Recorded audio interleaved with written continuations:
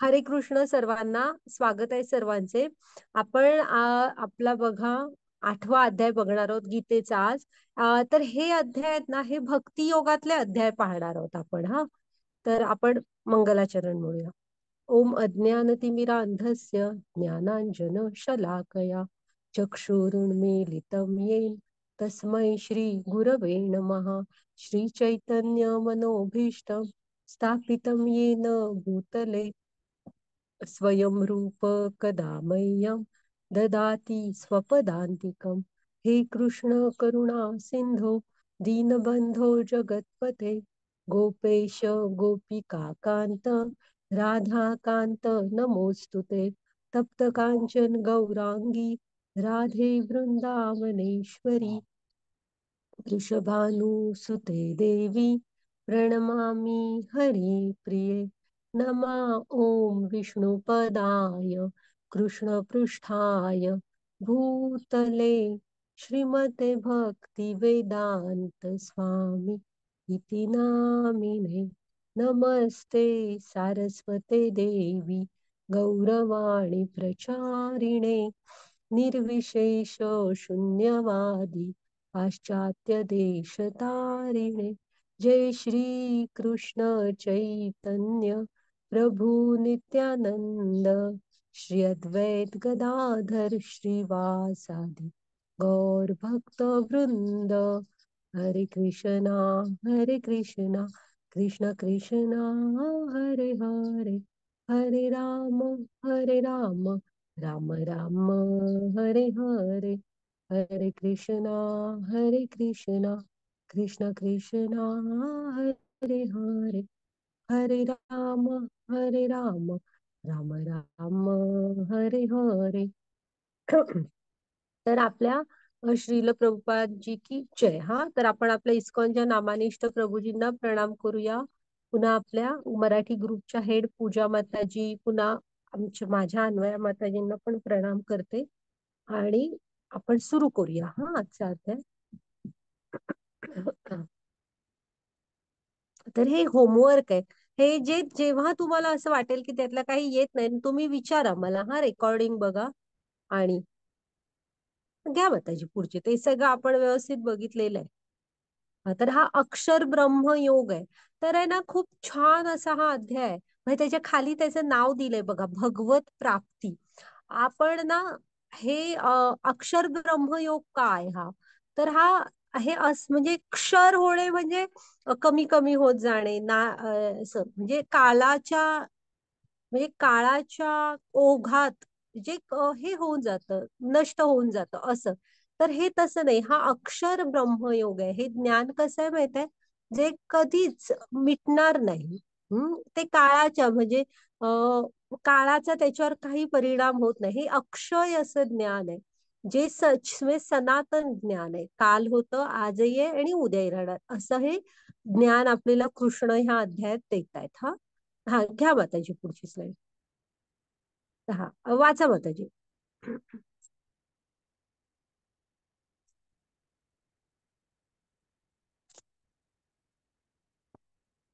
हरे कृष्ण. 8.1 अर्जुनाने विचारले, हे पुरुषोत्तम, हे भगवान, ब्रह्म म्हणजे काय, आत्मा म्हणजे काय, सकाम कर्म म्हणजे काय, ही भौतिक सृष्टी म्हणजे काय आहे आणि देवता कोण आहेत, हे कृपया मला सांगा. 8.2 हे मधुसूदन, यज्ञांचा अधिपती कोण आहे आणि या देहामध्ये तो कसा निवास करतो आणि भक्तीमध्ये युक्त झालेले मृत्यू समय तुम्हाला कसे जाणू शकतात. हरे कृष्ण. ओके. तर इथे अर्जुन काय विचारतोय बघा, की ह्या म्हणजे अर्जुनाला बघा हे प्रश्न पडले ना, म्हणून आपल्याला पण ह्याची उत्तरं मिळालीत बघा. की तो काय म्हणतोय की ब्रह्म म्हणजे काय, आत्मा काय असतो, आणि ही जी आपण कर्म करतो, कर्म म्हणजे काय, ही भौतिक सृष्टी म्हणजे काय, देवता कोण आहेत, म्हणजे कोणाला म्हणायचं देवता, काय ती काय पोस्ट आहे, कोण बनतं देवता. पुन्हा हे मधुसूदन, मधु राक्षसाचा वध करणारे ते मधुसूदन. म्हणून कृष्णांचं नाव आहे मधु. तर मधुसूदन, सॉरी, म्हणजे कृष्णांना म्हणतात मधुसूदन. तर यज्ञांचा अधिपती कोण, पुन्हा देहामध्ये तो निवास करतो का, कसा निवास करतो, आणि भक्तीमध्ये युक्त झालेले मृत्यू समयी तुम्हाला कसे जाणू शकतात. म्हणजे ठीक आहे, तुम्ही कृष्ण भावना भावित झालात, पण अर्जुनाला हे पडले की शेवटच्या समयी कशी तुमची आठवण काढायची, म्हणजे किंवा काय आहे ते सगळं. तर आपण ह्याची उत्तरं बघूया. हा, घ्या माताजी पुढची slide. आता इथे बघा सांगितलंय की ब्रह्म म्हणजे काय, तर जीव, अविनाशी जीव. हा, इथं ना त्यांनी आत्मा ह्याला ब्रह्म म्हटलेलं आहे. म्हणजे हे दोन गीतेमध्ये हा शब्द किंवा आपल्या ह्या वैदिक ह्याच्या दोन्ही अर्थाने वापरलेला असतो. हा, की आत्म्याला ब्रह्म सुद्धा म्हटलेलं आहे. तर तो की नाही कसा आहे, तो अविनाशी आहे. म्हणजे तो आपण शिकलो की कृष्णाचा ना एक अंश आहे आत्मा. त्यामुळे कृष्णा कसा आहे, सच्चित आनंद. तसाच आपला आत्मा पण अविनाशी, तोच पण सच्चित आनंद, शाश्वत, ज्ञानमय, आनंदमय असं आहे. अध्यात्म. आता अध्यात्म जे आहे ना, त्याला काय म्हणायचं, की जीवाची जी म्हणजे प्रकृती, म्हणजे आता आता कसं म्हणजे आपली जी ही स्व असतो आपला, म्हणजे मी वगैरे, तर आपण त्यापासून म्हणजे आत्म्याचं परमात्म्याशी कसंच नातं जोडायचं, ह्याला म्हणायचं मुख्य म्हणजे अध्यात्म. हा, की आता गीता आपल्याला काय शिकवते, की आपण परमात्मा म्हणजे भगवंतांशी कसं जोडलं जाऊ, ते असतं अध्यात्म. की आत्म्याचं परमात्म्याला कसं जोडलं जावं, हा, हे आहे अध्यात्म. मग तो जीवाचा नित्य स्वभाव आहे. ह्याच्यात काय सांगितलंय, की स्व म्हणजे जीवाची प्रकृती, जीवाचा स्वभाव. तर तुम्ही म्हणाल माझा असला काही स्वभाव नाहीये, मला काय वाटत नाही मी कृष्णांशी जोडलं जावं. पण ते तो पिंजऱ्याचं ते जे उदाहरण होतं, ते चित्र होतं ना, ते समोर आणा तुम्ही, की आपल्याला तसं वाटतच नाही, आपण शरीरात वर अडकून पडलेलो असतो. पण त्याच्या कुठेतरी पुढे आपण जेव्हा आपल्या जाणीवा वाढवतो ना, आणि जरासं आत्म्याच्या आनंदासाठी काहीतरी करायला सुरू करतो, तेव्हा आपल्यालाच कळतं की त्याला हे आवडतं, जीवाचा म्हणजे जीवचा स्वभाव आहे, कृष्णांची ओढ आहे त्याला. जप करू, कीर्तन करू, तर तुम्हाला जाणवेल की त्याला किती आनंद मिळतो हे करण्यामध्ये. म्हणजे हा आपला स्वभाव आहे.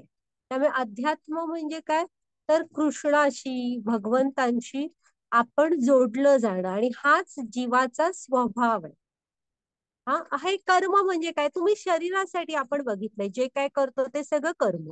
आधिभूत म्हणजे काय, तर ही भौतिक प्रकृती आपल्याला आजूबाजूला जे दिसतं ते आदिदैव. तर हे कृष्णांचंच ना, सगळे देवता वगैरे असलेलं विश्वरूप आहे ते. हम्म. आता आदि यज्ञ विष्णूंना म्हणतात, म्हणजे कृष्णांना. ते बघा पुढे लिहिलंय परमात्मा, की आदि यज्ञ कोण असतो, तर सगळ्या यज्ञांचा भोगता कोण, परमात्मा आहेत, म्हणजे कृष्ण आहेत. परमात्मा कुठे राहतात, प्रत्येकाच्या हृदयात राहतात. आणि मृत्यूच्या वेळेस त्यांची आठवण कशी करायला हवी, असा प्रश्न होता ना, तर त्याचा आयुष्यभर आपल्याला स्मरणाचा सराव करावा लागेल. म्हणजे हे आपण आधी पण बघितलेलं आहे की हो, की तुम्हाला कृष्णांचं आठवण कशी, म्हणजे तुम्ही कशी कृष्ण भावनेमध्ये. आपण ह्याच्या आधी पण एका प्रश्नात अर्जुनाला शिकवलेल्या बघितलंय, की कसं तर सरावाने म्हणून सांगितलेलं होतं, की तुम्ही सतत कृष्णांमध्ये ध्यान कसं लावू शकता, तर तुम्हाला त्याचा आयुष्यभर सराव करावा लागेल. असं नाही होणार की तुम्ही कृष्ण हे नावच कधी ऐकलेलं नाहीये जीवनात, आणि अचानक मृत्यूच्या वेळेस तुम्हाला ते म्हणजे आम्हाला ते आठवेल का. आता मेंदूची आपल्या कसं असतं, तो म्हणजे त्याला अननोनच गोष्टी का आठवतील ना अचानक. त्यामुळे इथं स्मरणाचा तुम्हाला सराव हवा, जॉब करायला हवा, त्यासाठी तुम्हाला त्यांच्या कथा सांगायला, ऐकायला हव्यात, आणि त्या आपल्या घरातल्यांना वगैरे बोलता बोलता त्या कथांना सांगायला हवं, त्याच्यावर मित्रांमध्ये चर्चा करायला हवी.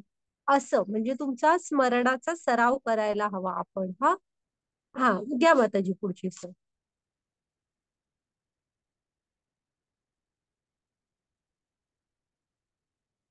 8.3 श्री भगवान म्हणाले, अविनाशी दिव्य जीवाला ब्रह्म म्हटले जाते आणि त्यांच्या नित्य स्वभावाला आत्मा असे म्हणतात. जीवांच्या प्राकृत देहाच्या उत्पत्तीस कारणीभूत असणाऱ्या कार्यांना कर्म किंवा सकाम कर्म असे म्हणतात. हरे कृष्ण.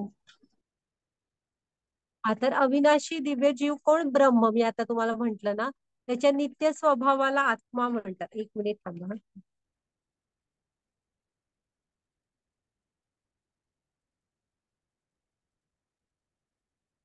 त्याच्या नित्य स्वभावास अध्यात्म म्हणतात असं आहे हा बाळानो, ते आत्मा नाहीये तरी मी म्हंटल. हा. आणि जीवाच्या प्राकृत देहाच्या उत्पत्तीस कारणीभूत असणाऱ्या कार्यांना कर्म म्हणजे कर्म जीव आता सांगितलं तेच आहे की हा आपला जो आत्मा आहे ना, ह्याला ब्रह्म म्हटलं इथे. हा. त्याच्यानंतर आत्म्याचा जो नित्य स्वभाव आहे ना, तो कसा आहे तर त्याला अध्यात्म म्हणजे काय, तर त्याचा नित्य स्वभाव आत्म्याचा, शरीराचा नव्हे. मग आत्म्याचा नित्य स्वभाव काय त्याला परमात्मा म्हणजे कृष्णांकडे जायचं असतो, तो तिकडनं आलाय, त्यांना त्याची ओढ आहे.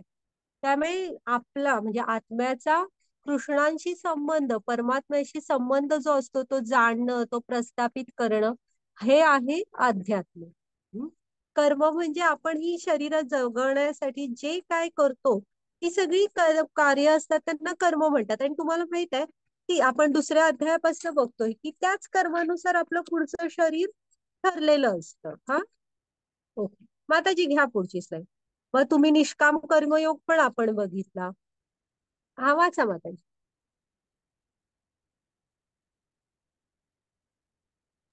हरे कृष्ण. 8.4 हे देहाभूतांवर निरंतर परिवर्तनशील असणाऱ्या भौतिक प्रकृतीला अधिभूत असे म्हणतात. चंद्र सूर्यासारख्या देवदेवतांचा समावेश असणाऱ्या परमेश्वराला विराट रूपाला अधिदैव असे म्हणतात. आणि प्रत्येक देहधारी जीवामध्ये परमात्मा रूपाने मी पुरुषोत्तम भगवान वास करतो आणि मलाच अधियज्ञ यज्ञाचा अधिष्ठाता असे म्हटले जाते. हरे कृष्ण. हा आता पुढच्या प्रश्नांची उत्तर आहेत काय. आधिभूत कोण? ही जी भौतिक प्रकृती आहे बघा, ती काय आहे बघा, निरंतर परिवर्तनशील आहे. तो खाली कसा आहे बघा, तो सुरवंट आहे, सतत खातो खातो खातो, सतत पानं वगैरे खाऊन वजन वाढतो, गुबगुबीत होतो तो सुरवंट. मग कोश धरतो, कोश धरला की कोशातून काय बाहेर पडतं? फुलपाखरू. बघा तो सुरवंट कसा आहे आणि तिकडे पुढे काय तयार झालंय, म्हणजे ही सतत परिवर्तनशील अशी आपली प्रकृती आहे. ही भौतिक सत्य आहे, हा आहे, ती नाही असं नाहीये, पण ती परिवर्तनशील आहे. तर त्याला म्हणायचं आधिभूत. आणि हे जे कृष्णांचं विराट असं स्वरूप आहे ना, आपण ते पण नीट बघणार आहोत, त्याला अधिदैव म्हणायचं. त्याच्यानंतर प्रत्येक देहधारी जीवामध्ये कृष्ण परमात्मा रूपाने असतात. हा. आणि पुरुषोत्तम म्हणजे कृष्णांनाच, हे बघा त्यांनी लिहिलंय, मलाच यज्ञांचा अधिष्ठाता म्हणजे अधियज्ञ म्हटले जाते. घ्या माताजी पुढची स्लाईड. हा. हा वाचा बघा. हरे कृष्ण. 8.5 अंतकाले च मामेव स्मरण मुक्त्वा कलेवरम सप्रयाति समद्भावम याती नास्त्यत्र संशयः. आणि अंतकाळी केवळ माझे स्मरण करीत जो आपला देहत्याग करतो तो तात्काळ माझ्या प्रकृतीची प्राप्ती करतो, यात मुळीच संशय नाही. हरे कृष्ण. हा. हे बघा, हा आता कृष्णाने अर्जुनाला काय प्रश्न आहे की अंतकाळी तुझी आठवण कशी करावी, तर ती ऑटोमॅटिक होणार नाही, कुणालाच होणार नाही. तुमच्या मुखाला ना आपण ना सवय लावून घ्यावी लागते कृष्णाची, आणि लावून घ्यावी लागते असं मी वैयक्तिक माझं मत म्हणाल तर खरंच त्याची लावून घ्यायची पण तितकी गरज नाही. एकदा जेव्हा आपण असे हे ऐकतो आणि आपल्याला पटतं ना, ती ओढच अशी कृष्णाची लागते की ते ऑटोमॅटिक होतं आपल्याकडनं.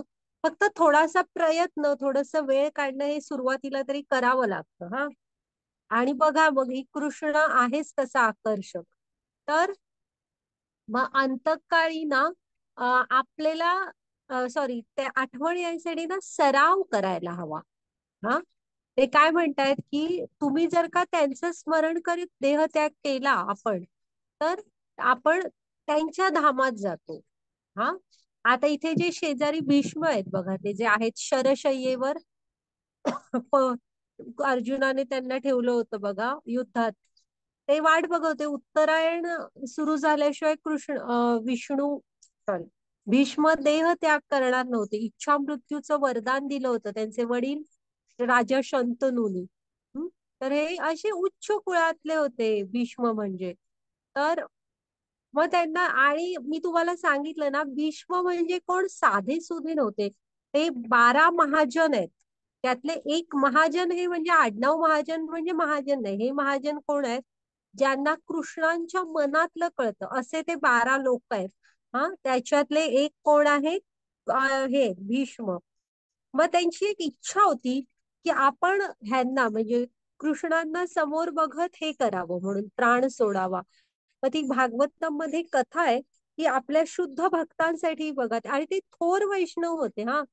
जरी कृष्णाच्या विरुद्ध लढले तेव्हा कसं होतं, कुंती काय, भीष्म काय, ही सगळी कौरव पांडव ह्यांच्याशी जोडलेली नव्हती, ती हस्तिनापूर साम्राज्याशी जोडलेली असे ते हे होते, म्हणजे ती पिढी विदूर वगैरे.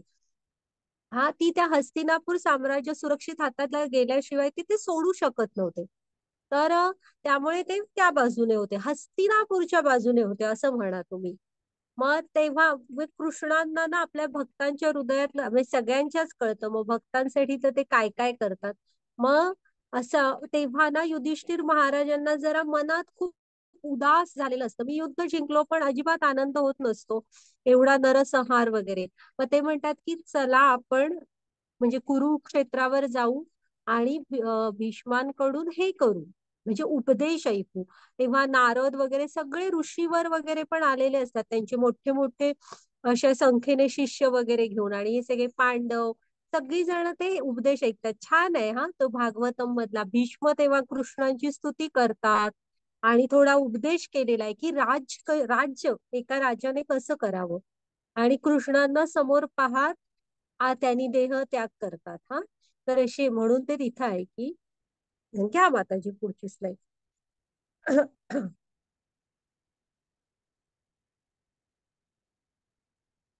हा, मग आपण हा सराव सवय कशी लावून घ्यायची? तर आपण पण बघा कृष्णाच्या गोष्टी ऐकायच्या, आणि आता युट्यूबच्या माध्यमातून वगैरे आहे, अवेलेबल असतात. हा, तर नक्की तुम्ही गोष्टी ऐकता त्या जरा सांगायच्या एकमेकांना. जप करायचा, हा, प्रार्थना करायची, त्यांची नामस्मरण. केशवा माधवा तुझ्या नामात रे गोडवा, आहे की नाही? किती सुंदर भक्तिगीत आहे ते. तिथे सांगितलंय बघा, त्यांच्या नामातच गोडवा आहे, तो आपोआप आपल्याला लागतो. तर अशा प्रकारे स्वतःला रोज सवय लावून घ्यायची. हा, आणि हा किड्स बॅच आहे, तुम्ही जर का काही चित्र वगैरे काढलं ना तर आम्हाला पाठवू शकता तुम्ही. हा, हा, घ्या माताजी पुढची स्लाइड. हा, वाचा. 8.6 यम यम वापी स्मरण भावम त्यजन्यन्ते कलेवरम तम तमेवैति कौन्तेय सदा तद्भाव भाविताः. हे कोणत्या, आपल्या देहाचा त्याग करीत असताना मनुष्य ज्या ज्या ज्या भावाचे स्मरण करतो त्या त्या भावाचा तो निस्संदेह प्राप्ती करतो. हरे कृष्ण. बघा इथे हे 8.6 हा श्लोक तुम्ही थोडा लक्षात ठेवा, की बघा त्यांनी कसं सांगितलंय की मनुष्य ज्या ज्या भावाने सॉरी आहे कौंतेया, की आपण देह त्याग करत असताना मनुष्य ज्या भावाचं स्मरण करतो ना, तो म्हणजे त्या भावाची निस्संदेह, म्हणजे तुम्ही जो मनात विचार आणणार ना ज्याचा, तिथेच पुढे तुम्हाला जन्म मिळतो. आता बघा हा, ही गोष्ट आहे, आपण पुढे बघूया व्यवस्थित. मग आता जी पुढची स्लाइड घ्या. हे भरत महाराज आहेत हा. मग कसं असतं ना, हे एक थोर राजे होते, म्हणजे ह्यांच्या आपल्या राज्य म्हणजे भारताला भारत हे नाव पण आहे ना त्यांच्यावरून मिळालेलं आहे, असं हे भरत महाराज. मग खूप चांगले राजे असतात ते, की आपल्या प्रजेची खूप काळजी घेत असतात. प्रजेची अगदी म्हणजे प्रजेची काळजी एका राजाने कशी घ्यायची असते, मुलांप्रमाणे घ्यायची असते. आणि राजा स्वतः सुखी व्हावा असं कुठं नाहीये, प्रजा सुखी असायला हवी. असं असं एक राजाचं कर्तव्य असतात ही, तर तुम्ही राजा. हम्म. मग हे जे आहेत ना, हे म्हणजे व्यवस्थित त्यांचं सगळं असतं, राज्य सुखात असते सगळी, आणि मोठे पृथ्वीचे राजे असल्यासारखे हे सगळे राजे होते. हा.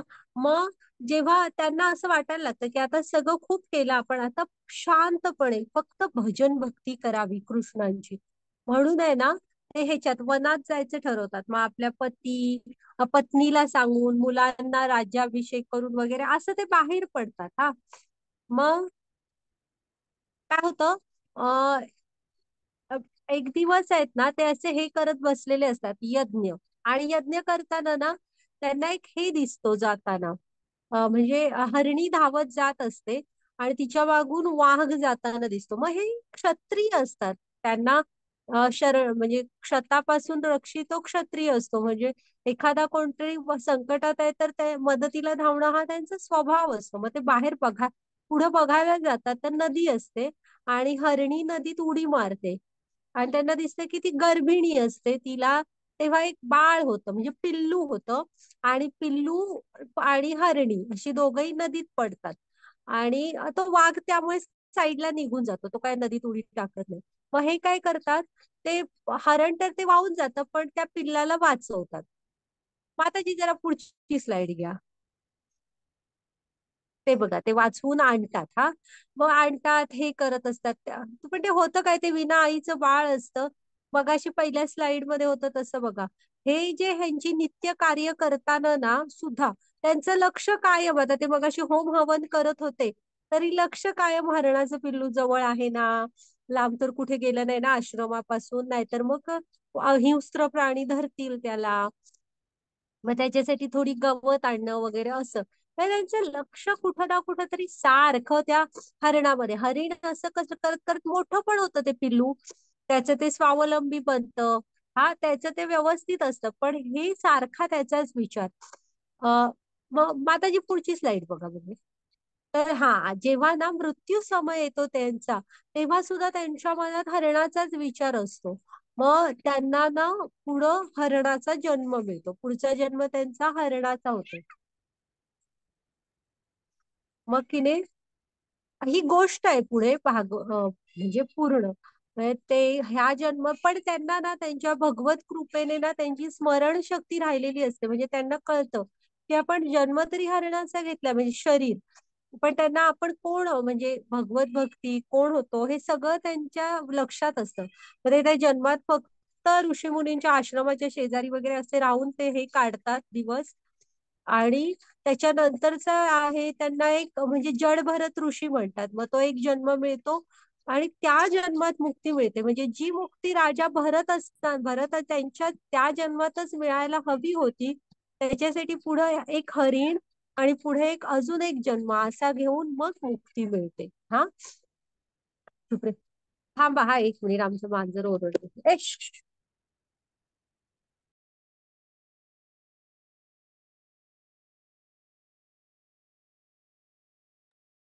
तर आहे ना, त्यामुळे लक्षात ठेवायचं की ही गोष्ट की आपण ज्या म्हणजे जे स्मरण करणार मृत्यू समयी, तोच पुढे आपल्याला तिथं जन्म मिळतो. आणि ही राजा भरतांची गोष्ट ते आपल्याला सांगते. हा.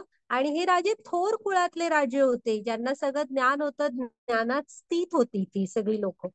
त्यामुळे एवढं तरी झालं की पुढच्या हरिणाच्या जन्मात त्यांना मागची स्मृती होती आणि तिसऱ्याही जन्मात त्यांना स्मृती त्यांची होती. त्यामुळे ते त्याही जन्मात अजिबात फक्त मनुष्य देह मिळालेला असतो, ते अजिबात इकडे तिकडे काय नाही, फक्त हरिनाम कीर्तन वगैरे असं करत असतात. आणि जसं होईल तसं जीवन. छान आहे त्यांची पण गोष्ट, पण त्या जन्मात त्यांना मुक्ती मिळते. घ्या माताजी पुढची स्लाइड. हा, वाचा माताजी. 8.7 ध्यान केले पाहिजे आणि त्याचबरोबर तुला आपल्या युद्धरूपी स्वधर्माच्याही आचरण केले पाहिजे. तुझी कर्म मला अर्पण केल्याने आणि तुझ्या मनाला आणि बुद्धीला माझ्या ठाई स्थिर केल्याने तुला निस्संदेह माझी प्राप्ती होईल. हरे कृष्ण. हे बघा हा.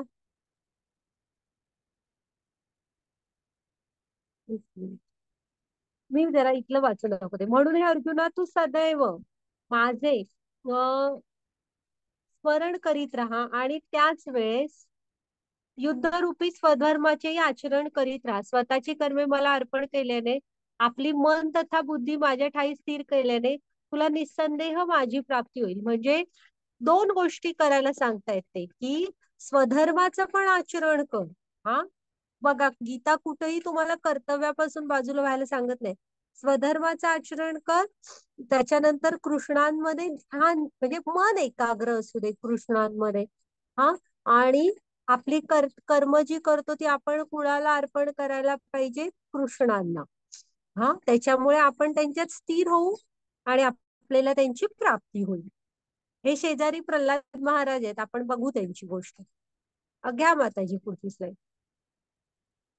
आणि हे कधीपासनं बघा, सराव कधीपासनं सुरू करायचा? ज्या क्षणी तुम्हाला हे ज्ञान कुठून तरी मिळालंय योग्य गुरुकडून, तेव्हापासनं. प्रभुपाद स्वामींनी 5व्या वर्षापासून म्हणजे त्या किती बालपणापासनं केली होती सुरू. आपल्या आता हे ध्रुव महाराज बघितलं, नारद भेटल्यावर कालच की परवा आपण ती गोष्ट बघितली, 5 वर्षाचे असतात तेव्हा जातात. म्हणजे जेव्हा तुम्हाला आता कळलंय की हा आत्मा आणि परमात्म्याचं ज्ञान, तेव्हापासून स्वतःला कृष्णाशी छोट्या छोट्या भक्ती सेवेतनं जोडायचा प्रयत्न करा. हा, घ्या माताजी पुढची स्लाईड. त्यासाठी आहे ना, कधी असं वाट बघू नका की मी वृंदावनात जाईन, मी पंढरपूरला जाईन आणि मग भक्ती. नाही नाही, हा कलियुग आहे. इथं नामस्मरणासाठी ना पैसे लागत ना काय, तुम्ही जिथे आहात तिथून ते सुरू करू शकता. त्यामुळे जेव्हा जमेल, जमेल नाही, जेव्हा आता आपल्याला हे कळलंय ना, तेव्हापासून स्वतःला कृष्णाशी जोडून घ्या. हा, वाचा माताजी. 8.8 हे पार्था, आपले मन विचलित होऊन न देता त्याला माझ्या निरंतर स्मरणामध्ये युक्त करून माझे परमपुरुषाचे जो ध्यान करतो तो निश्चितपणे माझी प्राप्ती करतो. हरे कृष्ण. बघा हा, की आपण आपलं मन विचलित होऊ न देता निरंतर कृष्णाच्या स्मरणामध्ये स्वतःला युक्त करतात. जे म्हणजे माझे म्हणजे कृष्णाचे परमपुरुषाचे ध्यान करतात, ते निश्चितपणे माझी प्राप्ती करतात. मग ह्यासाठी कृष्णाने काय वेगळं सांगितलेलं नाही की तुम्ही ह्या ठिकाणी जा किंवा हे सगळं सोडून द्या. नाही, हे मनाशी म्हणजे तुमच्या ना भाव भक्ती, प्रेमा भक्ती आहे, तुमचे भाव कसे आहेत ह्याशी हे निगडीत आहे. की आपण वरून आपली कर्तव्य करत राहू, पण आतमध्ये निरंतर कृष्णाशी जोडलेले असायला हवं. हा, घ्या माताजी पुढची स्लाईड. ही अजामिलची गोष्ट आहे. हा अजामिल जो असतो की नाही, तो एक भागवतम मध्ये ही गोष्ट येते. तो एक हे असतो, म्हणजे आत्ताच्या उत्तर प्रदेश प्रांतातलं ना, कन्नौज वगैरे तिकडच्या प्रांतातला हा ब्राह्मण असतो एक. आणि ह्यांच्या घरात ना हा रोज सकाळी वडिलांसाठी ना ते पूजायला जे काय लागतं ते आणायला वनात जात असतो. मग तिथे एक दिवस जातो आणि त्याला एक असं म्हणजे एक स्त्री पुरुष त्याला दिसतात. ते बघतो आणि काय करतो, ती सगळी पूजा सामग्री वगैरे तिथंच टाकतो, त्या पुरुषाला मारतो आणि त्या स्त्रीला घेऊन हा थेट घरी येतो. हा अजामिल म्हणजे की नाही खूप चांगले असतात, आई वडील साधेचे कुटुंब असतं भजन भक्तीतलं. आणि हा अचानक, मग त्यामुळे तुम्ही लक्षात ठेवा की ही माया असते ना, ह्याची बंधनं खूप तीव्र अशी असतात. आपण आहे ना अशा, आपण तो अनर्थ निवृत्ती म्हणून एक सांगितलंय बघा मी, तुम्ही रेकॉर्डिंग आहे का शनिवारी, शनिवारचा आपला 6वा अध्याय, त्यात प्रभुपाद स्वामींनी सांगितलेलं आहे की तुमची जी संगती असते ना, ती तुम्ही खूप जपून आयुष्यात निवडायची. श्रीमंत वगैरे बघून निवडायची नसते. ती संगती असते ना, ती सद्भक्तांची संगती हवी. तर ती संगती आपल्या आयुष्यात खूप परिणाम घडवत असते. आता इथे अजामिलला तिथे काहीतरी एक चुकीचं दृश्य दिसलंय, तर अजामिलने काय करायला पाहिजे होतं? हातात जे काय समिधा, पत्री, फुलं जे काय असतं ते घेऊन आपलं आपलं घरी आला असतं तर काम झालं असतं, पुढचं सगळं राहिलं असतं. पण अजामिल करतो काय, त्या माणसाला घालवतो, त्या स्त्रीला घेऊन घरी येतो. मग घरी आल्यावर आई वडील तर बिचारे असे घाबरतात, हे काय केलंस तू म्हणून. हा इतका बेभान, कोणाचं काही ऐकत नाही. आणि बायकोला म्हणतो की अशी असते स्त्री, तू काय आहेस, कशी आहेस बघ. आणि त्या बायकोला ना बाहेरी घालवून देतो. आणि आई वडील तर ह्या अजामिलच्या धक्क्याने त्यांचा तर मृत्यूच होतो ह्याचं वागणं बघून. आणि हा आपण कोण होतो काय सगळं विसरतो. मग काय होतं, काळ कुणासाठी थांबत नसतो.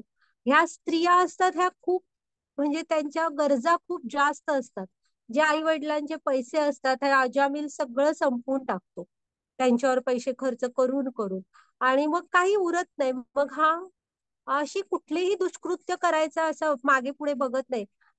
खून, दरोडे, वाटमाऱ्या, चोरी, दुसऱ्यांच्या घरात जाऊन करणं, असं सगळं सगळं करत असतो.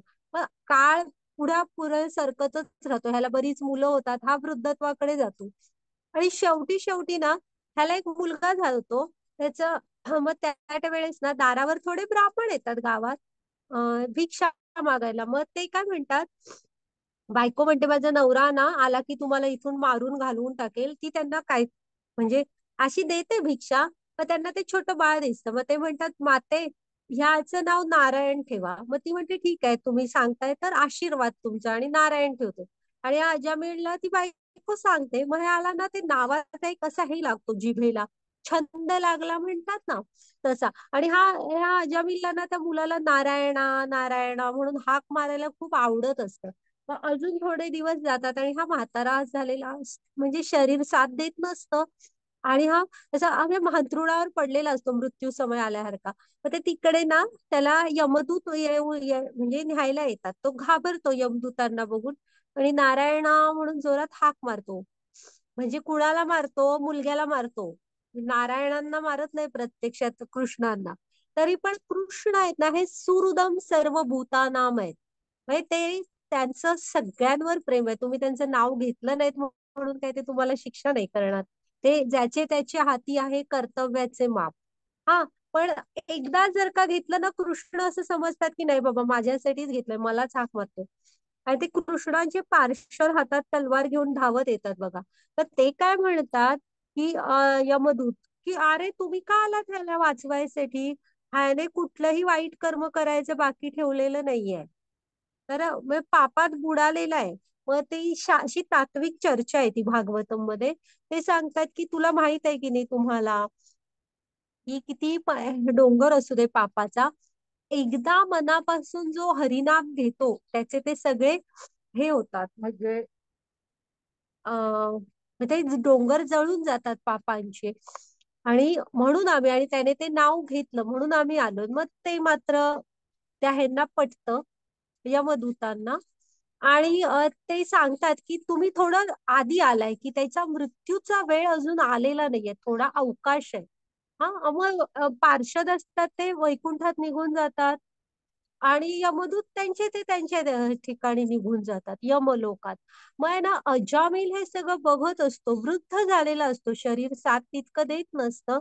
मग त्याला तेव्हाच पडल्या पडल्या आठवतं की अरे कोण होतो आपण, आणि काय पुढं बनायला हवं होतं, एक भगवत भक्त वगैरे. आणि किती किती अधःपतन मनुष्य जन्मात, तुम्ही पण लक्षात ठेवा. अ सगळ्यात मोठा धोका कुठला आहे ना, तर तो अधःपतनाचा आहे. अधःपतन म्हणजे हे असं की, आणि ह्या असं वागल्यामुळे पुढचं जन्मात शरीर पण जर का माणसाचं नाही मिळालं तर ते खरं अधःपतन असतं आपलं. मग अजामिळ सरळ सगळं टाकतो, म्हणजे सोडतो, उठतो, वृंदावनात जातो. आणि पुढचं आयुष्य तो काही सगळं शिकलेलाच असतो लहानपणापासून. मग हरिनाम जप वगैरे करत जे काय आयुष्य असतं ते हे करतो, व्यतीत करतो. पूर्ण शरणागती कृष्णांना जातो, माफी मागतो. आणि ते बघा, ते त्याला तो जेव्हा अंतकाळी ते न्यायला त्याला विमान येतं बघा वैकुंठातून. हा, तर ही अजामिळची गोष्ट. माताजी पुढची स्लाइड घ्या तुम्ही. म्हणजे मी तुम्हाला एक सांगेन की माझी तेवढी क्षमता नाही. ह्या भागवतम मधल्या गोष्टी आहेत, ह्याच्यात खूप गहिरे असे सिद्धांत असतात की तुम्ही जीवनात काय घ्यायचं. ह्या गोष्टी नुसत्या अशा शोच्या गोष्टी नाहीयेत की ज्या आपल्याला मूल्य देत नाहीत. तर ह्या गोष्टी तुम्हाला जीवनात तुम्ही कसं वागायला हवं ना, हे शिकवतात. हा, तुम्हाला जर का अवेलेबल हो, आपल्या इस्कॉनचे पण 7-7 दिवसाच्या कथा असतात युट्यूबवर टाकला तर बऱ्याच आचार्यांनी छान प्रकारे सांगितलेल्या, तुम्ही ऐकत चला आणि ह्या गोष्टींमधले सिद्धांत समजून घ्या की ह्या लीला आहेत आणि ह्यातनं काय आपण शिकायचं. हा, वाचा माताजी. 8.9 मनुष्याने परमपुरुषाचे सर्वज्ञ पुरातन नियंता अणुपेक्षाही सूक्ष्म सर्व गोष्टीचं पालन करता सर्व भौतिक कल्पनांच्या अतीत असणारे अचिंत्य आणि नित्य पुरुष या रूपामध्ये ध्यान केले पाहिजे. परमपुरुष सूर्याप्रमाणे तेजस्वी आहेत. ते भौतिक प्रकृतीच्या पलीकडे अर्थात दिव्य आहेत. हरे कृष्ण. बघा, हे सगळं कृष्ण आहेत, हे आपण जाणायला हवं, हे आपण मानायला हवं. हम्म, की काय काय आहेत बघा, ते परम पुरुष आहेत. म्हणजे पुरुषोत्तम म्हणतात ना त्यांना, परम पुरुष आहेत ते. हा, म्हणजे सगळ्यात वरचे, सर्वज्ञ, सर्वाच ज्ञान असणारे, पुरातन म्हणजे आधी आहेत ते, सुरुवातच त्यांच्यापासून आहे. सगळ्याचे नियंत्रण करणारे, अणुपेक्षाही सूक्ष्म. इथे माहित आहे बघा आपल्याला की सगळ्यात सूक्ष्म कण कुठला आहे, अणु. तर ते अणुपेक्षा पण सूक्ष्म आहे. हा, ह्या सर्व गोष्टींचे पालन करतायत, म्हणजे ह्या सगळ्याचे पालन करता, सर्व भौतिक कल्पनांच्या अतीत असणारे, म्हणजे पलीकडे. तुम्ही भौतिक जगात राहून आणि त्यांना शरण न जाता भक्तीचा मार्ग सोडून काहीतरी करून किंवा अहंकारात राहून मी सगळं मिळवलंय, कोण तो कृष्ण वगैरे असं जर का तुम्ही करून काय त्यांच्याशी भेटायची इच्छा केलात ना, तर ते त्या सगळ्याच्या पलीकडे आहेत. नाही सापडणार ते. अचिंत्य, हा, नित्य पुरुष अशा सगळ्या रूपामध्ये जर का आपण त्यांचं ध्यान केलं पाहिजे. आणि ते सूर्याप्रमाणे तेजस्वी आहेत. त्यांच्याच गोलोक वृंदावनाचा जो प्रकाश आहे ना, त्यामध्ये हे सगळं आहे. हा, प्रकाश आपल्याला तो दिसतो तो. आणि ते भौतिक प्रकृतीच्या पलीकडे अर्थात दिव्य आहेत. हे कृष्णांची वैशिष्ट्य आहेत, ही तुम्ही समजून घ्यायला हवी. हा, घ्या माताजी पुढची स्लाईड. तुम्हाला वेळ मिळेल तशी जरा गीता बघा तुम्ही. घ्या पुढची स्लाइड मध्ये. हा, मग आता भगवंत कोण आहेत बघा. ते मनुष्य आहेत का, त्यांचे रूप काय आहे, तर होय, कृष्ण भगवंत आहेत. त्यांचं शरीर ते बघा, त्यांचं जसं शरीर आहे तसं त्यांनी आपल्याला दिलंय. आणि ते कसे सुंदर दिसतात बघा. त्यांचं रूप कसं आहे, श्याम सुंदर आहे. आणि ते हे असंच रूप आहे आपल्याला माहित आहे, मग का आपण त्यांचं चित्र काढून प्रतिमाची पूजन करणार नाही सांगा. आपल्याला आनंद मिळतो ना तसं करण्यात, आणि आपल्याला माहित आहे की ते तसे दिसतात आणि तिथं आहेत ते गोलोक वृंदावनात. हा, घ्या माताजी पुढची स्लाईड. ह्या ह्याच्यात पहा. हा, हे सगळे देवी देवता ना वैकुंठाच्या काठावर, म्हणजे हा क्षीरोदक समुद्र आहे, तर त्याच्या ना काठावर ते सगळे विष्णूंची ध्यान धारणा करतायत, विष्णूंना प्रसन्न करायला आलेत. ब्रह्मा आहेत बघा तिथं, कोपऱ्यात शिवजी आहेत. म्हणजे सगळे देवी देवता हे त्यांच्याकडे मदतीला जात असतात. म्हणजे पोझिशन लक्षात घ्या तुम्ही. आणि इकडे आहेत ना शिव आणि पार्वती आहेत. हे इथं शिव आहेत ना, म्हणजे आपले शंकर भगवान आहेत ना, म्हणजे शंकर. तर ते नेहमी तुम्ही कशाच्याही आद्य वैष्णव म्हणतात त्यांना, वैष्णवानाम यथा शंभू. आद्य वैष्णव कोण आहेत विष्णूच्या भक्तांमध्ये, सगळ्यात वरचे कोण आहेत, तर शंकर आहेत. ते आपण भागवतम किंवा पुराण वगैरे ह्याच्या मुळात जाऊ ना, तर सगळीकडे शंकर पार्वतीला सांगतायत असंच दिसणार तुम्हाला. आता पण शंकर पार्वतींना सांगतायत. रामायण कुणी सांगितलंय, शंकरांनीच पार्वतींना सांगायचंय, असंच सुरुवात आहे. त्यामुळे शंकरांकडे कधी मंदिरात गेलात तर ज्ञान आणि वैराग्य मागायचं. हा, ह्या दोन गोष्टी शंकरांकडे मागायच्या, ज्ञान आणि वैराग्य. हा, घ्या माताजी पुढची स्लाईड. कारण शंकरांना ह्या कशाचही रस नाही बघा. हा, ही आपण वृंदावनातल्या त्यांच्या लीला आहेत बघा. तर हे जे गोपाळ होते ना, गोलोक म्हणजे त्यांचे भक्त तिथले, गोकुळातले रहिवासी, त्यांनी कृष्णांना नेहमी अशाच, म्हणजे कृष्ण म्हणजेच सगळा अशाच भावात बघितलं बघा. त्यांच्या लीला आहेत, मनाला खूप आनंद देणाऱ्या लीला आहेत. तुम्ही जर का त्यांची वरच्या पुस्तकं वाचली ना, तर गोकुळातलं संपलं की जरासं काहीतरी चुकीचं झाल्यासारखं वाटत राहतं. पुढचं पुढचं वाचण्यापेक्षा असं त्या वृंदावनातल्या लीला परत परत ऐकाव्या वाटत राहतात. हा, घ्या माताजी पुढची स्लाईड. हा, कृष्ण आणि सुदामा आहे बघा. आणि इकडे सांदीपनी ऋषींच्या आश्रमात कृष्ण गेलेत, गुरुगृही. हा, तर अशा ह्या लीला आहेत कृष्णांच्या, ह्या ऐका, तत्व जाणून घ्या त्यातली. घ्या माताजी पुढची सर.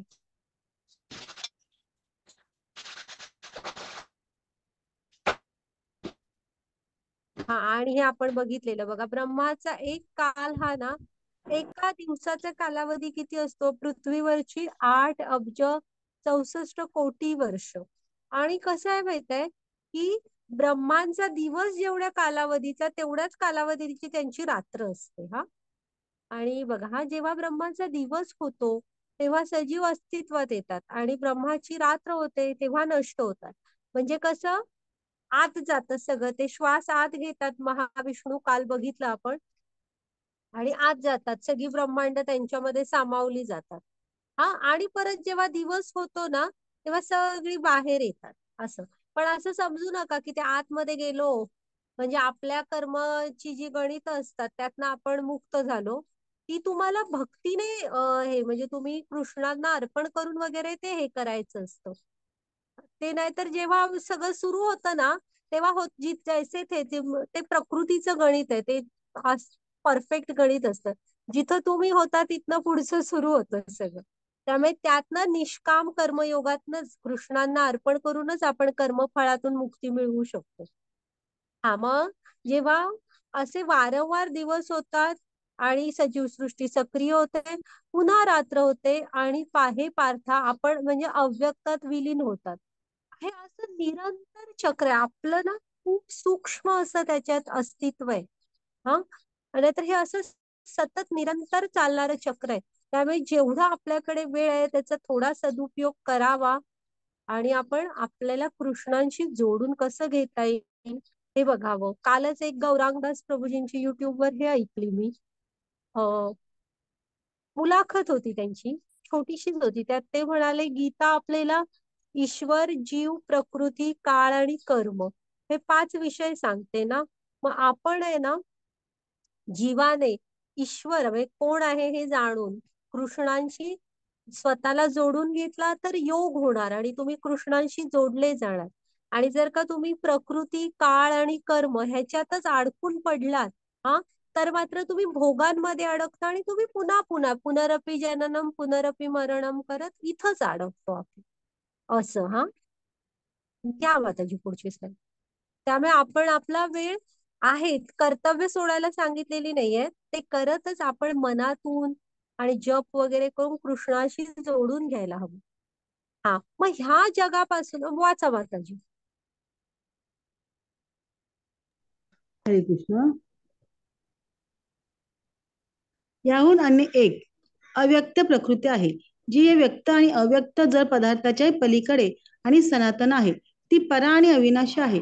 संपूर्ण जगताचा जरी प्रलय झाला तरी ती प्रकृती नष्ट होत नाही. हरे कृष्ण. हा, मग हे बघा, हा, मग हे आपलं जे आहे ना भौतिक जग आहे, आणि त्यांचं जे जग आहे ना ते आध्यात्मिक जग आहे कृष्णांचं. हम्म, तर मग ते कुठलं आहे? ते गोलोक वृंदावन, ते चित्र आहे बघा, तसं आहे बघा ते गोलोक वृंदावन, खूप छान सुंदर. हा, तर कसं आहे, ह्या अव्यक्त प्रकृतीच्या पलीकडे आहे ते. हा, ते सनातन आहे. म्हणजे आपण आता प्रलय झाला की संपत, पुन्हा नवीन सुरू, असं नाही. तिथे ती शाश्वत धाम आहे. हा, ती परा म्हणजे कृष्णांच्या 2 शक्ती आहेत, परा आणि अपरा. हे सगळं आहे ना पराशक्तीमध्ये आहे, त्या दिव्य शक्तीमध्ये, दिव्य जगत आहेत हे सगळे. आणि आपण जे आहोत ना ते अपराशक्तीमध्ये आहोत, काळाच्या बंधनाने बांधले गेलेले आहोत आपण. पुन्हा मायेच्या हा प्रभावाखाली असतो, पुन्हा पंचमहाभूतांचं सगळं जीवशी निगडीत आपलं जीवन आहे. तसं ते नाही, ती पराशक्तीमध्ये आहे. हा, ते कधी नष्ट होत नाही. घ्या माताजी पुढची सर. तिथे शिवजी वगैरे सगळे भगवंत देव म्हणजे भगवंतांसमोर सगळे देव दिसत आहेत बघा आपल्याला. त्यांना खूप आवड असते, ते ते नेहमी रममाण असतात हा, त्यांचं भजन कीर्तन करण्यात, त्यांच्या कथा ऐकण्यात. हा, घ्या माताजी पुढची स्लाईड. हा, तो गोलोक चार्ट आहे बघा. हा हा, तर हे असं सगळ्यात वरती पहिल्या स्लाइड मध्ये साधारण बघा हा तुम्ही, तो जे गुलाबी कमळासारखं दिसतंय ना, ते कमळासारखंच आहे आकार, तो गोलोक वृंदावन म्हणायचं त्याला. गहू म्हणजे ते कमळाच्या आकाराचे आहे आणि त्याची खूप डिटेल असा अभ्यास करणाऱ्यांना अभ्यास करू शकतात, की त्याच्या प्रत्येक पाकळीचा एक एक अर्थ आहे, त्याला जायला चार मार्ग असतात, असं बरंच आहे त्यात. तर ते गोलोक वृंदावन आणि त्याच्या सेंटरला कृष्ण असतात. आणि हे आध्यात्मिक जगत आहे एकदम शुद्ध भक्तांचं. त्याच्या खाली हे काय आहे बघा इथे, तर हे वैकुंठ आहे हा त्याच्या खाली. आणि त्याच्या खाली ही एका ब्रह्मांडाची प्रतिकृती आहे. अशी करोडो ब्रह्मांड असतात, पण हे एक ब्रह्मांड दाखवलंय. तर ही म्हणजे माझा पण तुम्हाला इतकं मी काही नाही समजावून सांगू शकत, गहिरे विषय आहेत ते अध्यात्माचे. पण ही पहिली स्लाइड त्यात ना, ही आपली रचना लक्षात घ्या. सगळ्यात वरती तिकडे गोलोक वृंदावन, मग वैकुंठ आहे, आणि त्याच्या खाली मग हे सगळे जगत सुरू होतात हा. आणि हे एका ब्रह्मांडाची रचना. आता थोडासा स्क्रीन झूम करा आणि एका ह्या खाली उजव्या बाजूचं हे खालचं ब्रह्मांड जरासं बघा तुम्ही हा. तर ह्या ब्रह्मांडाच्या आत आहे ना, इकडे हे असतो गर्भोदकशाही विष्णू असतात बघा ते. हम्म अं, सगळ्यात पहिल्यांदा येतात महाविष्णू, त्यांच्या श्वासातून म्हणजे एक श्वास असतो ना, त्याच्यातून करोडो ती दिसतायत बघा, अंडी अंडी अंडी सारखी. माताजी स्क्रीन घ्या, हा आला आला. ते अंड आहे ना, ते मग आपल्याला म्हणजे तुम्ही बघा आपल्या शब्दात पण माहित आहे, त्याला ब्रह्मांड म्हणतात, म्हणजे अंड्यासारखं आहे आणि त्याच्या आत हे सगळं असतं. तर असं हे ब्रह्मांड हा. मग एक ब्रह्मांडाच्या आत, मग प्रत्येक ब्रह्मांडाच्या आत महाविष्णू झाले की मग ना, प्रत्येक ब्रह्मांडाच्या आत हे असतात गर्भोदकशाही विष्णू. ते वरचे महाविष्णू आहेत ना, त्यांना कारणोदकशाही विष्णू पण म्हणतात, ते सगळ्याचे कारण आहेत हा. ते कारणोदक समुद्रात असतात. मग हे गर्भोदक, आता अंड्याच्या आत या, तिथं आलं गर्भोदकशाही विष्णू. ते दिसतायत बघा पहुले, आणि हा आपल्या ब्रह्मांडाचा बराचसा भाग त्यांनी व्यापलेला आहे हा. आणि तिथं ना त्यांच्या नाभीतून म्हणजे बेंबी असते ना, त्यातून एक कमळाचा दांडा येतो, देठ.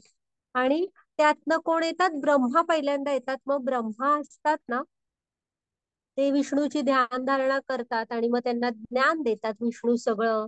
आणि मग ह्याची रचना करा म्हणतात, या सृष्टीची. मग ब्रह्मा करतात, सगळं साहित्य पण देतात हा. आणि त्यामुळे आपले बीज प्रदाता पिता आहेत कृष्ण, कारण कृष्णांपासूनच बघा हे विस्तार होऊन सगळं आलेलं आहे. मग ह्या ब्रह्मांडाला लेयर आहेत बघा, ते कसे ते लेयर असतात तसे. आणि ही जी कमळ असं तुम्हाला असं असं असं असं झालेलं दिसतंय, तो देठ बघा, त्याच्यामध्ये 14 लोक असतात, त्यातल्या 7 नंबरला आपली पृथ्वी आहे हा. खाली 6 आहेत. खा 6 झाले म्हणजे एकूण 14 लोक असतात ही. 14. मग 7व्या नंबरला पृथ्वी येते, त्याच्या खालची सगळी खालची लोक आहेत. अतल वितल पातल पाताळ रसाताळ, असं ती खालची 6 लोक. 7 नंबरला पृथ्वी. ते खालची जगत आहेत ना, तिथं थोडं तमवृत्ती असते. आपली पृथ्वी आहे ती रजवृत्तीची आहे, आपण शिकू पुढे म्हणजे काय ते. आणि आपल्यावर मग स्वर्गलोक, तपलोक, नाही स्वर्गलोक, तपलोक, जनलोक, महरलोक, असे थोडे शुद्ध शुद्ध उच्च उच्च लोक आहेत. म्हणजे एकूण 14 लोक असतात ह्याच्यात, आणि सगळ्यात वरती ब्रह्मलोक असतो हा. आणि हे एका ब्रह्मांडाची रचना. आणि त्याच्यानंतर अशी ब्रह्मांड त्या महाविष्णूंमधून येतात. आणि महाविष्णू कुणामधून येतात, तर ती कृष्णांची, म्हणजे गोलोक वृंदावनातले जे कृष्ण आहेत त्यांची विस्तारित रूप आहेत ही हा. आता आली तुमच्या लक्षात ही रचना कशी आहे. तुम्ही इकडे ना जरासं उजव्या बाजूला झूम केलंय ना, तर उजव्या बाजूचा हा जो ब्रह्मांडाचा फोटो, इकडे साईडला देवी जगत म्हणून लिहिले, देवी धाम लिहिलंय बघा तिथे हा. तर लक्षात ठेवायचं, हे जे आपलं हे आहे ना ब्रह्मांडातलं हे हे म्हणजे सगळं देवी धाम आहे. माता दुर्गा आहेत ना, पार्वती माता, त्यांना ही सगळी हे दिलेली आहे जबाबदारी, की म्हणजे अनुशासन म्हणतात ना, ऍडमिनिस्ट्रेशन, हे देवी धाम आहे. त्या सगळं लक्ष असतात, की त्यांचं सगळं लक्ष असतं, की त्यांना पॉवर दिलेली आहे. त्यामुळे ह्या जगताला देवी धाम म्हणतात. हा. आणि वरचं आहे ते गोलोक वृंदावन, मध्ये आहे ते वैकुंठ. थोडस झूम केलं ना तर ह्या गोलोक वृंदावनाच्या तिकडे मग कसं असतं, खाली साकेत धाम म्हणून आहे, जिथे राम सीता वगैरे असतात. गोलोक वृंदावनाच्या खाली तिथं जवळच ते रामांचं साकेत धाम. पुन्हा तिथेच एक सदाशिव लोक असतं. ते कुणाचं, तर आपल्या इथे जे शंकर असतात, शिवजी आणि माता पार्वती, प्रत्येक ब्रह्मांडात त्यांचे मूळ हे सदाशिव लोक म्हणून तिथंच गोलोक वृंदावनाच्या खाली साकेत धामाच्या जवळ ते आहे. हा. अशी ही अशी क्लिष्ट अशी ही रचना आहे. पण बघा, तुम्हाला थोडी लक्षात येते का ही डाव्या आणि उजव्या बाजूची हे. हा. अशी ही रचना आहे आपली. घ्या माताजी पुढची स्लाईड. आणि मग जसं पृथ्वीपासून वरच्या जगात जाल ना, तसं मग ती तपस्वी वगैरेंची जग असतात. काल आपण ध्रुव महाराजांचं पण बघितलं. हा. आता आपण हे सुदामांची गोष्ट बघूया. तर सुदामा हे ना आत्ताची पोरबंदर आत्ताच तिथले एका गरीब कुटुंबातले ब्राह्मण असतात. हा. मग सुदामा आणि कृष्ण त्यांच्या ह्याच्यात एकत्र असतात. खूप मैत्री असते त्यांची. गुरुंच्या काय गुरुकुलात. मग शिक्षण एक दिवस काय होतं माहित आहे, त्यांच्या माता काय म्हणतात की लाकडं आणा तुम्ही. आणि जाताना खायला बांधून देतात चणे.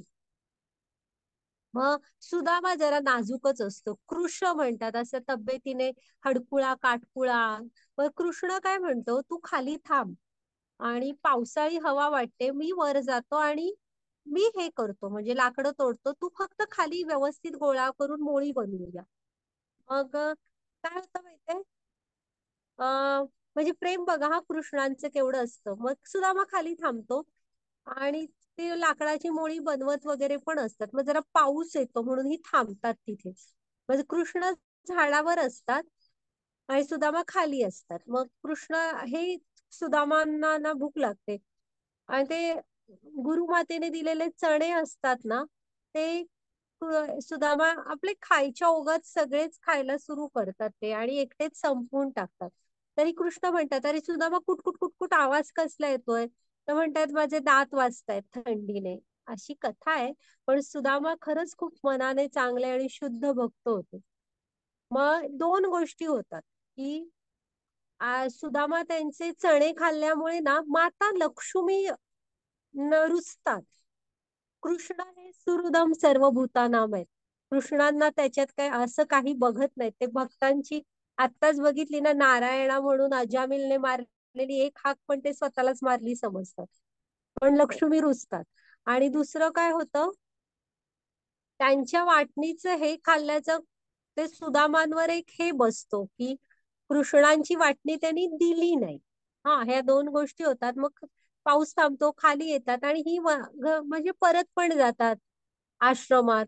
मग यथावकाश कृष्णांच्या घरी म्हणजे शिक्षण पूर्ण झाल्यावर परत येतात. मग काळ पुढे जात राहतो. सुदामा पोरबंदरला जातात, कृष्ण द्वारिकेत जातात असं.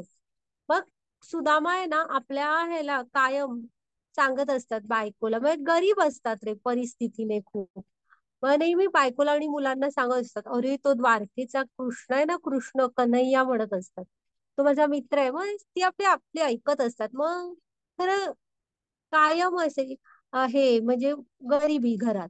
मग एक दिवस बायको काय माताजी पुढचीच नाही का, बायको काय म्हणते माहित आहे, की मुलं 10-11 दिवस उपवाशी आहेत आणि शेजापाजाऱ्यांनी पण आता काय द्यायचं बंद केलंय उद्धार. तुम्ही एकदा तुमच्या मित्राकडे जा ना, तुम्ही एवढं सांगता काहीतरी मदत. तर सुदामा म्हणतात की नाही नाही, म्हणजे किती शुद्ध असे भक्त असतात. सुदामा म्हणतात नाही नाही, मी नाही जाणार त्याच्याकडे. मग पुन्हा सुदामा विचार करतात की काय बरं नाव असतं, सुशीला, सुशीला नाव असतं हा सुदामांच्या बायकोचं. चांगली असते ती पण. मग ते सुदामा विचार करतायत की पत्नी एक बरोबर सांगते. ती काय म्हणते, असं काय नाहीये की ते नेहमी सांगत असतात, अगं माझ्या हृदयात तर ते आहेत, मी त्यांना नित्य भेटतो. मग ती म्हणते कधीतरी प्रत्यक्षात शरीराने पण भेटा, मनातच भेटू नका. सुदामा म्हणतात, हे तू एक बरोबर बोलली, मी जातो त्याच्याकडे, पण मी एक शब्दाने पण काही मागणार नाही. पत्नी म्हणते ठीक आहे, जात तुम्ही. मग सुदामा जायला बाहेर पडतात. आणि पत्नी म्हणते असं रिकामे हाताने कसं जाणार. मग शेजाऱ्यांकडून थोडेसे काहीतरी उधार द्या म्हणते, मग ती पोहे आणते शेजाऱ्यांकडून आणि पुरचुंडी तशी बांधून देते. सुदामा मग जायला बाहेर पडतात. मग आता जी पुढची स्लाइड घ्या. मग पत्नीलाच काळजी वाटत असते की आता हे पाठवलं तरी पण तब्येत खूप अशी का अशक्त असते रे, पोचतील की नाही चालत चालत. मग तीच कृष्णांना म्हणते, आता कृष्णा तुम्हीच त्यांना व्यवस्थित तिकडे पोचवून घ्या म्हणून. मग सुदामा चालत चालत चालत एकदाचे दरमजल करत पोहोचतात. आणि मग जेव्हा अब आता इथे दोन आहेत हा. काही जण म्हणतात की कृष्णांना सगळं माहित असतं. गरुडाला सांगतात की एक दिवस वाटेत आता झोपायला लागतं ना, तेव्हा काय एका दिवसात चालत चालत निघालेले असतात. आणि मग गरुडाला सांगतात की तो झोपला की त्याला सरळ उचल आणि द्वारकेच्या प्रवेशद्वाराच्या बाहेर आणून ठेव. तसं समजा किंवा चालत चालत गेले असं समजा, पण सुदामा पोहोचतात. आणि ती द्वारका सोन्याची नगरी असते. आणि त्याच्या तिथे द्वारपाल उभा असतो. द्वारपालाला कशी सवय असते, हा मग सांगतात पत्ता इथे. कृष्ण म्हणजे कन्हैया कुठे राहतो म्हणतात आमचा कान्हा. तर त्याला सांगा असं असं सुदामा आलाय. तर ते म्हणतात जरा पत्ता तरी सांगा, कोण कान्हाला भेटायचंय तुम्हाला. तर ते म्हणतात ओळखत नाही हो, ही द्वारकेचे द्वारकाधीश कृष्ण, त्यांना भेटायला आलो. तो बघतच बसतो, असं फाटकं धोतर, अशी काडीसारखं शरीर. कोण हा माणूस आहे.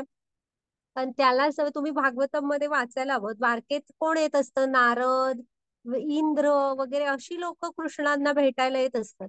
पण हे कोण आलंय, पण चांगला असतो म्हणजे हे द्वारपाल. पण म्हणतो ठीक आहे, एकदा आज जाऊन सांगून बघूया. एवढा म्हणजे दमत दमत आलेत, कुठे जाणार ना.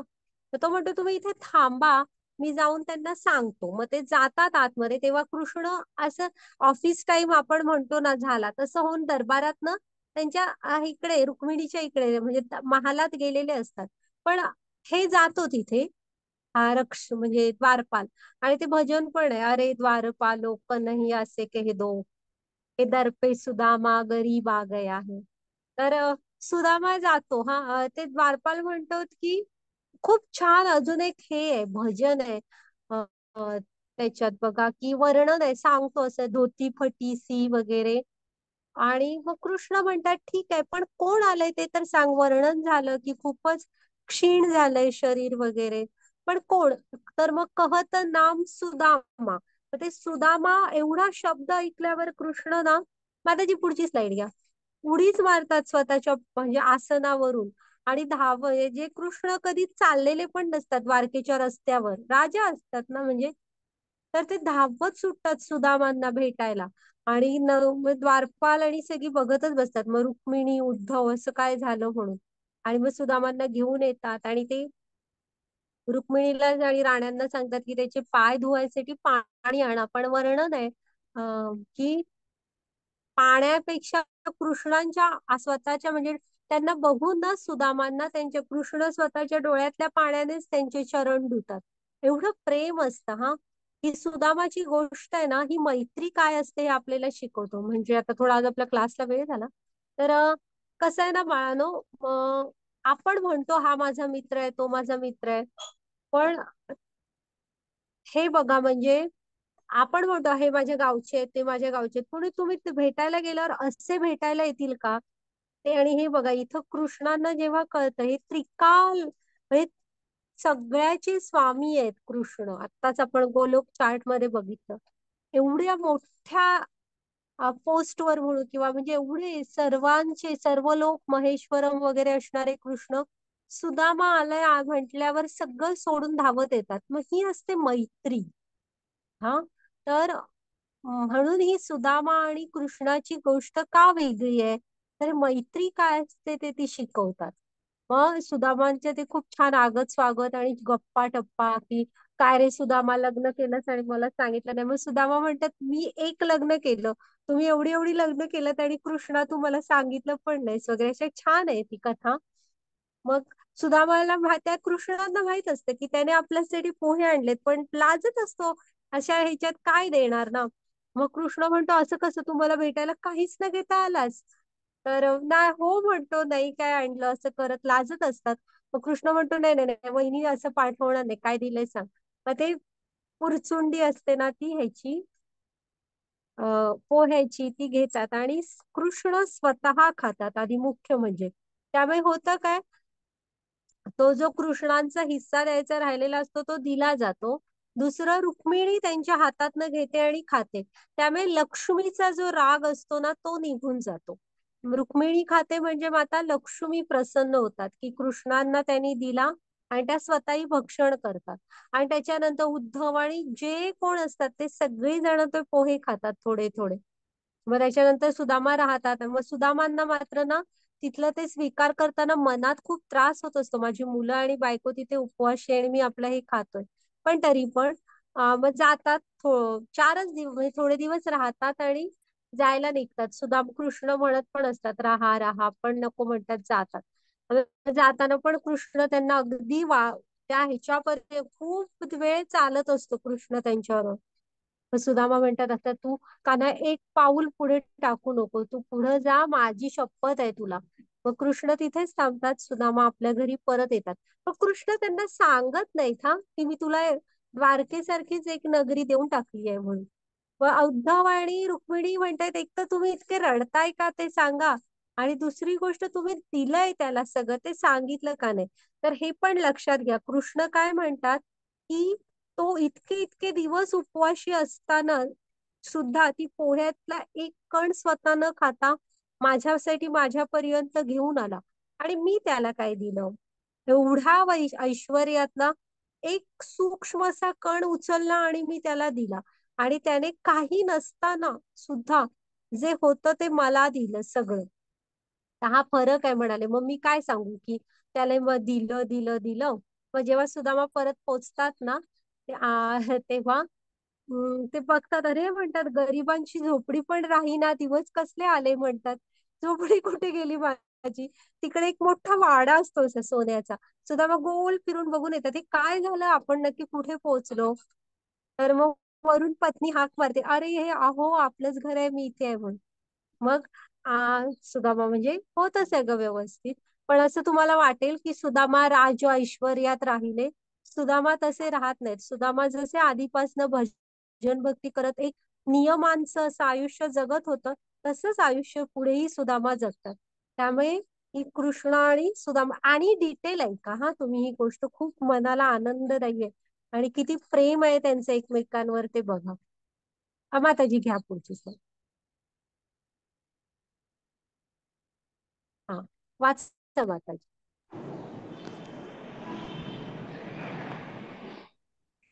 8.26, 25, 28. वेदेषु यज्ञेषु तपस्सु चैव दानेषु यत् पुण्यफलं प्रदिष्टम् अत्यन्ति तस्मिदं विदित्वा योगी परम स्थान उपेति चाध्यम. जो मनुष्य भक्ती मार्गाचा स्वीकार करतो, जो वेदाध्ययन, तपस्या, दान देणे किंवा दार्शनिक तथा सकाम कर्म इत्यादी करण्यापासून जे फळ प्राप्त होते, त्या फळापासून वंचित नाही. केवळ भक्तिपूर्ण सेवा केल्याने त्याला हे सर्व प्राप्त होते आणि अखेरीस त्याला परम शाश्वत धामाची प्राप्ती होते. हरे कृष्ण. हरे कृष्ण. तर आता तुम्हाला असा एक प्रश्न पडेल ना की माताजी आम्ही भक्ती केली तर बाकीच्या पुण्यफलांपासून आपण वेगळे होऊ का, ते आपल्याला मिळणार नाही का? तर आता आपण झाडाचं उदाहरण बघितलं ना, कृष्ण मूळ आहेत झाडाचं. मुळाला पाणी मिळालं की सगळे तृप्त होतात, तसं आहे बघा. तुम्ही लक्षात ठेवा हा श्लोक. हा 8वा अध्याय 28वा श्लोक की वेदेषु यज्ञेषु तपशू च एव दानेषु यत् पुण्यफलम प्रदिष्टम. म्हणजे जो मनुष्य भक्ती मार्गाचा स्वीकार करतो त्याला वेदाध्ययन, तपस्या, दान देणे आणि कुठलेही सकाम कर्मातून जे काही चांगलं फळ मिळतं ना, त्या सगळी फळं त्याला ऑटोमॅटिक मिळतात. हा आणि केवळ भक्तिपूर्ण सेवा केल्याने त्याला हे सर्व प्राप्त होते आणि अखेरीस परम शाश्वत धामाची प्राप्ती होते. म्हणजे कुठल्याही फायद्यापासून आपण वंचित राहणार नाही आणि मुख्य म्हणजे सगळ्यात शेवटी कृष्णांच्या धामाची प्राप्ती होती. हा लक्षात ठेवा हा 28वा श्लोक. घ्या माताजी पुढची slide. तर हे आपलं जय राधा माधव कुंज विहारी, हे भजन आहे आपलं. घ्या माताजी पुढची स्लाईड. हरे कृष्ण कृष्ण कृष्ण हरे हरे, हरे राम राम राम हरे हरे. हा माताजी, रेकॉर्डिंग स्टॉप करा.